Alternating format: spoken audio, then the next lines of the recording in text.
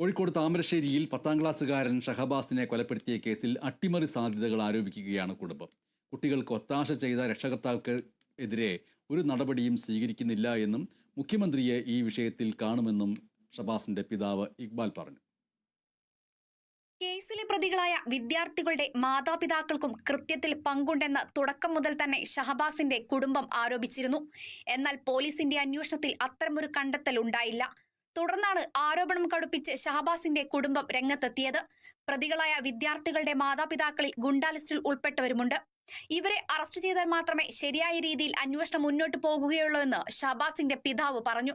ഇതില് കുട്ടികൾ മാത്രമല്ല യഥാർത്ഥ പ്രതികൾ, അവരെ പിന്നിൽ മുതിർന്ന ആളുകളുണ്ട്.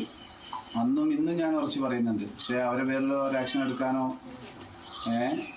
ഇത്രയും തെളിവുകളൊക്കെ അവരുടെ പേരിലുണ്ട്. യാതൊരുവിധ ഇതും ഉണ്ടായിട്ടില്ല. അതുകൊണ്ട് മുഖ്യമന്ത്രി നേരിട്ട് കണ്ട് കാര്യങ്ങൾ അവതരിപ്പിക്കണം.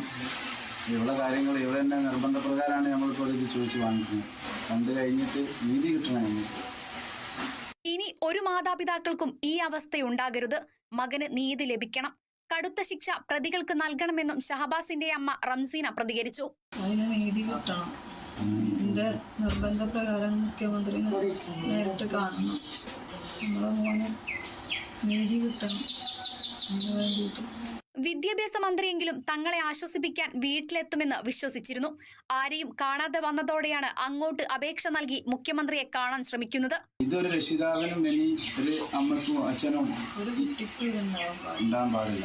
അവർ തീർച്ചയായിട്ടും ഇവരെ നിയമത്തിന്റെ മുന്നിലേക്ക് കൊണ്ടുവരണം. അതായത് അറസ്റ്റ് ചെയ്യണം എന്നുള്ള ഞാൻ പറയുന്നത്. ഇവരും അതന്നെ പറയുന്നത്. ഇത്രയായിട്ട് എക്സാം എഴുതി അവർക്ക് കിട്ടി. ഇനിയിപ്പോ അവർക്ക് എന്താ ചെയ്തുകൂടാത്ത?